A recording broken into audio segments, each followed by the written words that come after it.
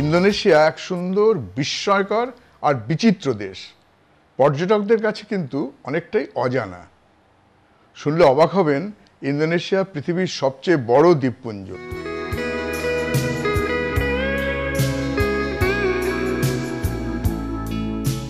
প্রশান্ত মহাসাগরীয় অগ্নিবলয়ের উপর অবস্থিত এই দেশকে আগ্নেয়গিরির দেশও বলা যায়।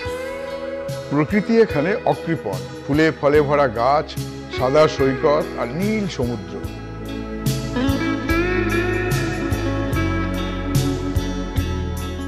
সাংস্কৃতিক ঐতিহ্যে খুবই সমৃদ্ধ ইন্দোনেশিয়া। নানা রকম সাংস্কৃতিক ধারা আর বিচিত্র সব আচার অনুষ্ঠান, রীতি রেওয়াজ এদেশের দ্বীপে দ্বীপান্তরে আজও বহমান। বারং নৃত্য বালির একটা অতি জনপ্রিয় নৃত্য। বারং পবিত্র আত্মার প্রতীক। আর রাংদা পৈশাচিক চরিত্র। শুভা শুভের যে যুদ্ধ গাথা, তাকেই নাচে, কথায়, গল্পে পরিবেশন করা হয়।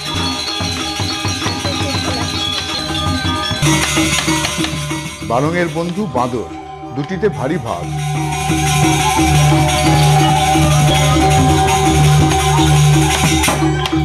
এদের ছেলেকে বারং মেরে ফেলেছে।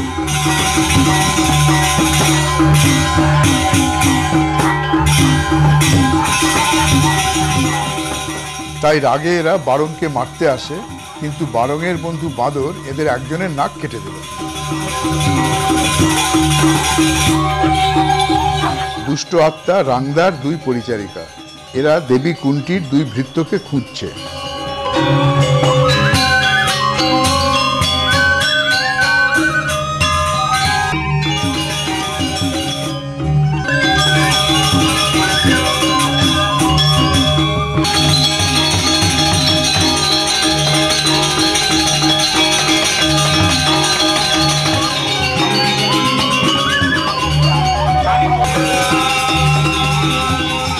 দেবী কুন্টির দুই ভৃত্য চলেছে তাদের প্রধানমন্ত্রী পাতিহর খোঁজে, কিন্তু পথেই তাদের একজনকে স্পর্শ করলো এক পিশাচ।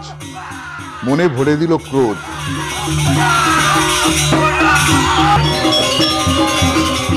দেখা হলো পাতিহর সঙ্গে।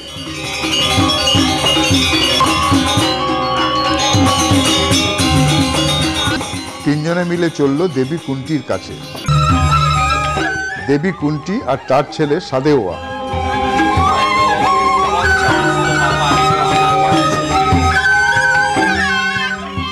দেবী কুন্টি রাংদাকে কথা দিয়েছে তার ছেলে সাদেওয়াকে সে রাংদাকে উৎসর্গ করবে।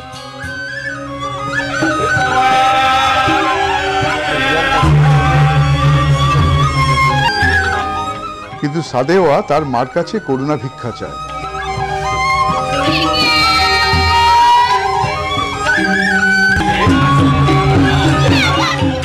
দেবী কুন্টিকে ভর করল পিশাচ।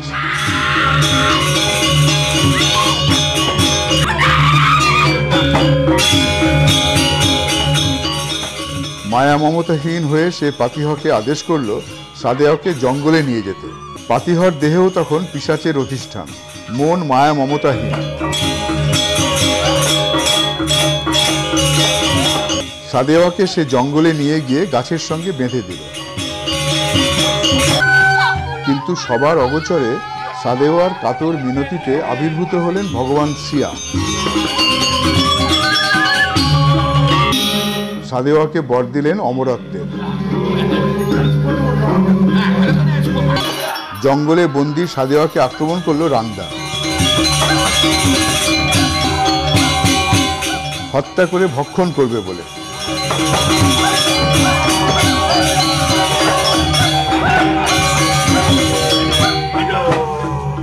কিন্তু শিয়ার দেওয়া অমরত্বের বরের প্রভাবে সাদেওয়ার কোনো ক্ষতি করতে পারল না রাংদা।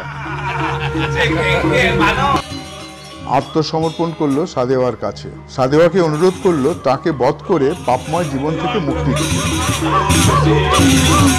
সাদেওয়ার হাতে মৃত্যুবরণ করে রাংদা স্বর্গের পথে প্রস্থান করল। রাংদার মৃত্যুর পর রাংদার এক পরিচারিকা কালিকা সাদেওয়ার কাছে এলো রাংদার মতো সাদেওয়ার হাতে মৃত্যুবরণ করে স্বর্গলাভের আশায়। কিন্তু সাদেওয়া তাকে প্রত্যাখ্যান করায় ক্রোধে কালিকা তাকে আক্রমণ করল।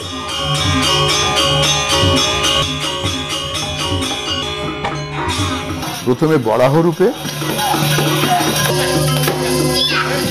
তারপর পাখির রূপ ধরে। কিন্তু দুবারই সে পরাজিত হলো সাদেওয়ার হাতে। তখন সে সাদেওয়াকে আক্রমণ করলো রাংদার রূপ ধরে। কঠিন হয়ে উঠল রাংদার রূপী কালিকাকে বধ করা। দুষ্টকে বধ করার জন্য সাদেওয়া বারংয়ের রূপ ধারণ করলো। দুজনের মধ্যে শুরু হলো ভীষণ লড়াই। এই যুদ্ধ যেন শেষ হওয়ার নয়।